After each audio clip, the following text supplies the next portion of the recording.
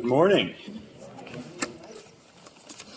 Excited to be up here to share with everybody my first sermon ever, actually. I've never preached a sermon.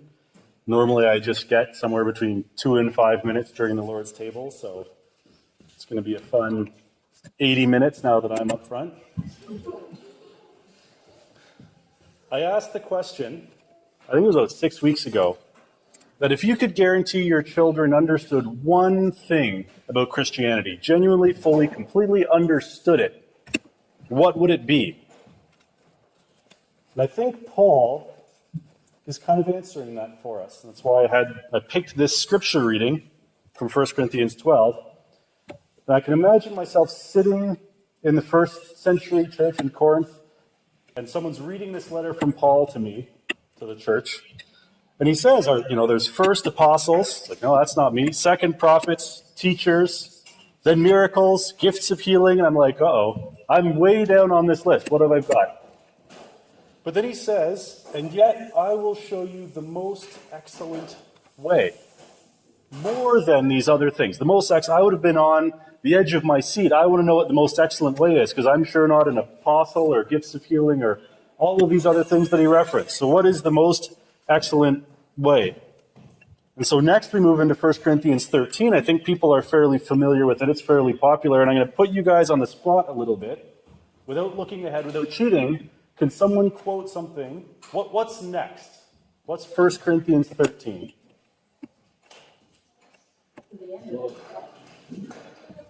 Can someone give me a quote? Love is... Sorry, I can't hear. Love is not rude. So love is. So now let's go to 1 Corinthians 13. We're going to start in verse 1, because we're real close. Paul says, if I speak in the tongues of men or angels, but do not have love, I am only a resounding gong or a clanging cymbal. If I have the gift of prophecy and can fathom all mysteries and all knowledge, if I have a faith that can move mountains, but do not have love, I am nothing. If I give all I possess to the poor and give over my body to hardship that I may boast, but do not have love, I gain nothing.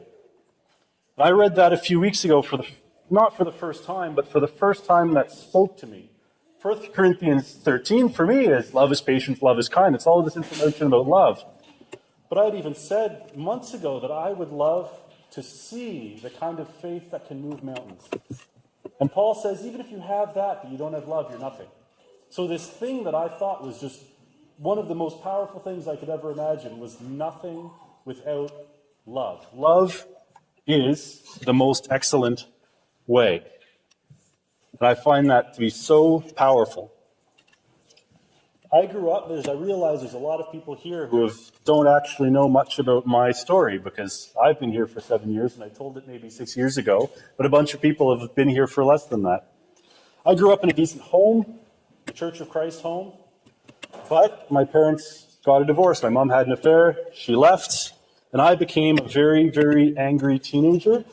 I became a rebellious kid. I skipped a lot of school. I was hurt, and so I wanted other people to feel hurt. If I wasn't happy, I wanted everyone around me to not be happy. I was pretty successful in making that happen. My mom didn't have to go to church, so I didn't have to go to church. I didn't want to go to church. There weren't people there that I wanted to spend time with, that I wanted to be like. And in my mind, as a teenager, that was Christianity. Those were Christians. I didn't want that. I didn't want to be that. There's probably another lesson there, but that's not what I'm talking about today. The summer before I went to grade 12 was my grandparents' 50th wedding anniversary in Saskatchewan, is where they're from. And I wasn't doing anything with my life at the time, so my dad packed me up and off we went to Saskatchewan for a couple of weeks. And while I was there, I was surrounded by good people, and they were nice. They were patient with me. They were kind to me. They loved me, genuinely. They didn't love me because I was an angry teenager. They didn't love me because I was rebellious and mean. They loved me because that's who they were, not because of anything that I was. They loved because that's what Christians are called to do. I liked that. When I was there, I then also was nice. I acted better because of their example, with me spending time with them. So when I flew home, I told myself, I'm going to try this. I'm going to try being nice to people. And that didn't work. As soon as I got home, all of my friends, who of course weren't Christian friends, they had a picture of me, they knew who I was, and I immediately fell back into that mold. And I didn't like it. So what I did, I got a hold of my dad, because my grandfather had been a big supporter of Western Christian College out in Dawson, Manitoba, and I kind of told Dad, well, I need to get out of here, because I don't like who I am, and I can't do this. So he shipped me off to a Christian school in Dawson, Manitoba. And the same thing happened there. There was people there who were nice to me, genuinely nice. They treated me with love. Again, not because of anything I had done, but because that's who they were. And it didn't take me long to realize what the difference was between me and them, the difference between my friends and the friends I was making out in Manitoba. And it was Jesus. It was the gospel. And it took me a few months to finally accept it, but I did. Through my own study, specifically I love a lot of Psalms, I came to be a Christian. And I'd argue that had any of them told me I should be a Christian, or if any of them had told me they wanted to study the Bible with me, I would have pushed back. I would have resisted. I would have been very unhappy at the idea, because to me, I knew what Christians were. I had Christians back home, I didn't like them, I didn't want to be that. But I did want to be like these people, and I eventually put it all together. I'd argue that the people that were an example in my life through those two events, they were a city on a hill, salt of the earth. And I couldn't explain it any other way. I believe the best ministry that we can be a part in is that example, is to be an example for people. It's not convincing arguments. It's people have their own pictures of Christianity. And you tell them, oh, you should be a Christian, they're going to have a picture, and they're going to say, I don't want that. But if they see something in your life that they want, that speaks louder than anything you could tell them. I think that example is not just unique to me. I don't think it's just a one-time story. I think there's lots of people that's happening to. I think it's also biblical. In John 13, verse 33, Jesus says, my children, I will be with you only a little longer. You will look for me, and just as I told the Jews, so I tell you now, where I am going, you cannot come. A new command I give you, love one another. As I have loved you, so you must love one another. By this, everyone will know that you are my disciples, if you love one another. I believe I was part of that everyone. I knew there was something different about the people that I had met. I knew, what I didn't know was that they were Jesus' disciples, but I knew there was something different. And Jesus says, you'll know. People will know. How do people know we're Christians? It's our love. Our love tells other people, tells each other that we are Christians. The testimony, the seeds that were planted at my grandparents' anniversary and then made grow a few months later at Western, I believe can be summed up that by this, everyone will know you are my disciples. Not only that, it's a command, a new command I give you. Love one another. Commands are pretty powerful. Commands are pretty important. And just in case I haven't convinced you that love is a powerful evangelism tool, or that love is the most excellent way, we're going to read another something that Jesus has said in Matthew 22, verse 34. Hearing that Jesus had silenced the Sadducees, the Pharisees got together. One of them, an expert in the law, tested him with this question, Teacher, what is the greatest commandment in the law? They were asking him that to trick him, but I'd like to know the answer. Jesus replied, love the Lord your God with all your heart, with all your soul, and with all your mind. This is the first and greatest commandment, and the second is like it. Love your neighbor as yourself. All the law and the prophets hang on these two commandments. The greatest commandment is to love God and to love your neighbor. Everything hangs on these. The Bible can be summed up. The law is the whole Testament. That's the majority of this thing. It's the first 2/3 of it. It can be summed up in love your neighbor and love God. And it's not just the Old Testament, it's the whole thing. Paul even says in Romans 13, let no debt remain outstanding except the continuing debt to love one another. For whoever loves others has fulfilled the law.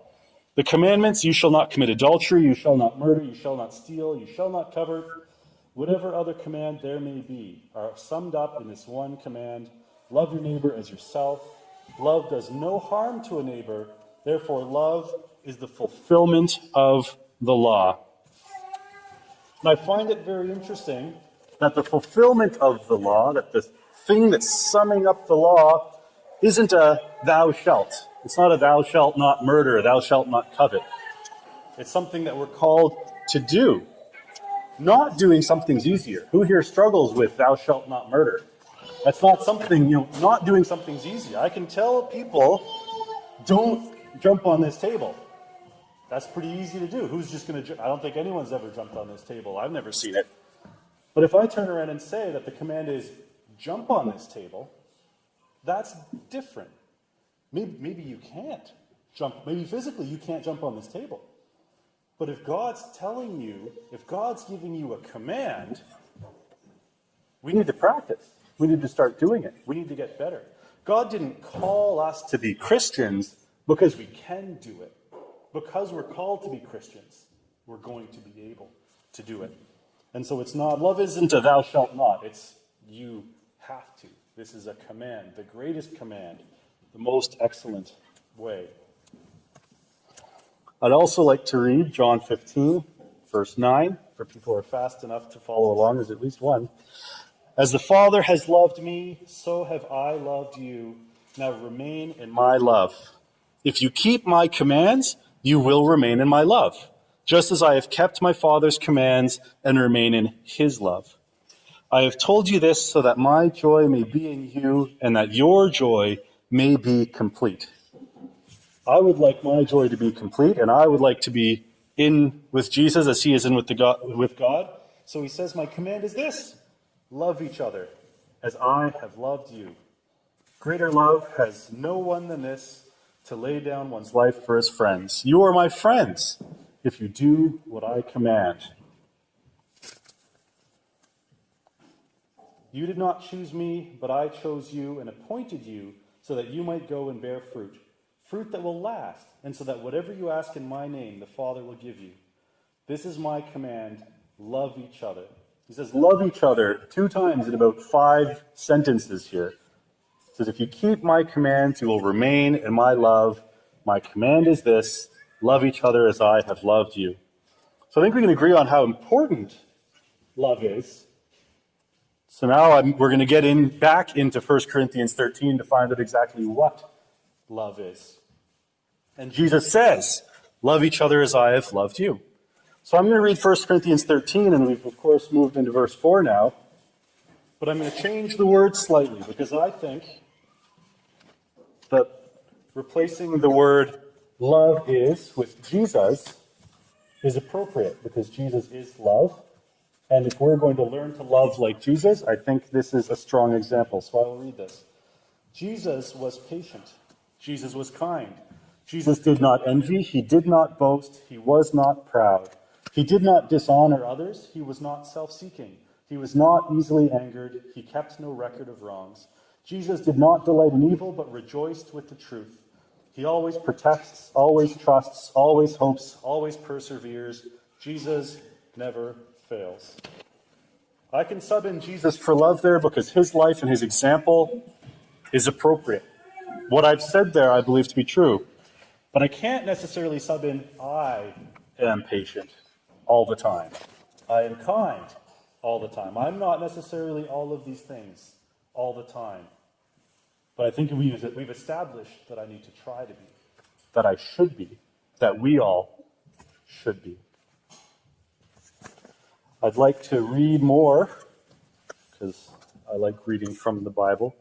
John 15, I already read later in John 15, again, where Jesus is saying, this is my command, love each other. But John 15, starting in verse 1, Jesus says, I am the true vine, and my Father is the gardener. He cuts off every branch in me that bears no fruit. Well, every branch that does bear fruit, he prunes, so that they will be even more fruitful. You are already clean because of the word I have spoken to you. Remain in me, and I also remain in you. No branch can bear fruit by itself. It must remain in the vine. Neither can you bear fruit unless you remain in me. I am the vine, you are the branches.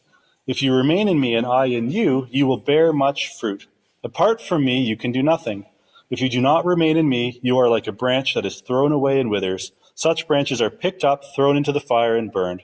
If you remain in me and my words remain in you, ask whatever you wish, and it will be done for you. This is to my Father's glory, that you bear much fruit, showing yourselves to be my disciples. We show, and Jesus is saying the same thing in a different way here. He says we show that we are his disciples by bearing fruit. People will know we are Christians by our love. That's very much the same thing, a very similar thing. Jesus says that you did not, this is in John, you did not choose me, but I chose you and appointed you so that you might go and bear fruit, fruit that will last. I've talked before about fruit, and that can be found in Galatians chapter 5. We know the fruit of the Spirit is love, joy, peace, patience, kindness, goodness, faithfulness, gentleness, and self-control.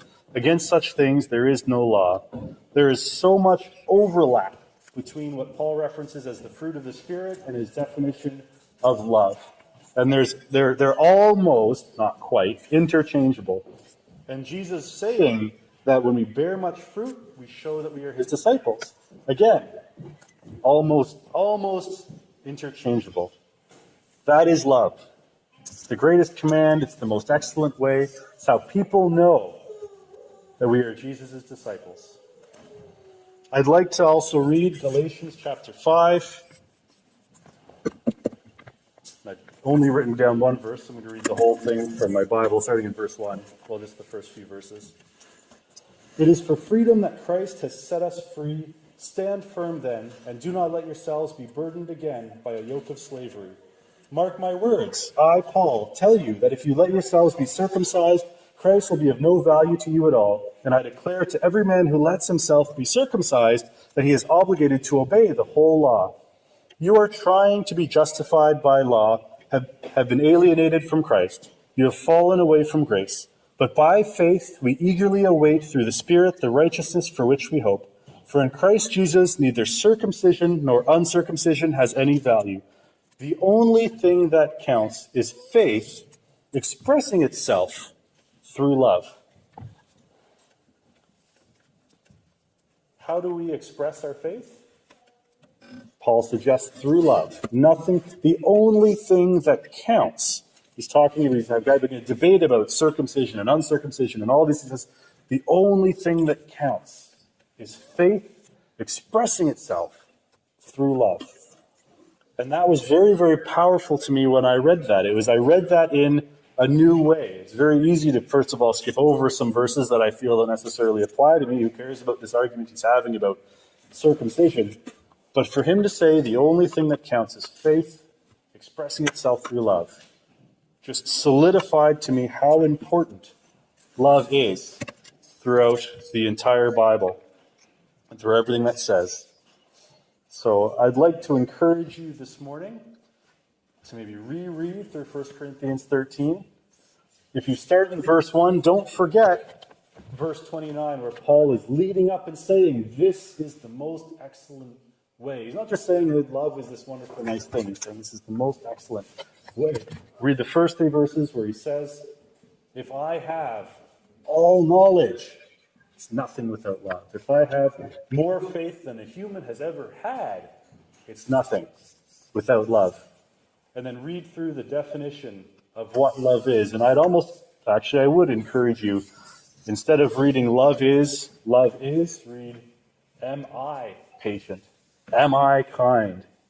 Do I envy? Do I boast? Am I proud? Do I dishonor others? Am I self-seeking? Am I easily angered? Do I keep a record of wrongs? Do I delight in evil or rejoice in the truth? Do I protect? Do I trust? Do I hope? Do I persevere? Do I fail? Thank you.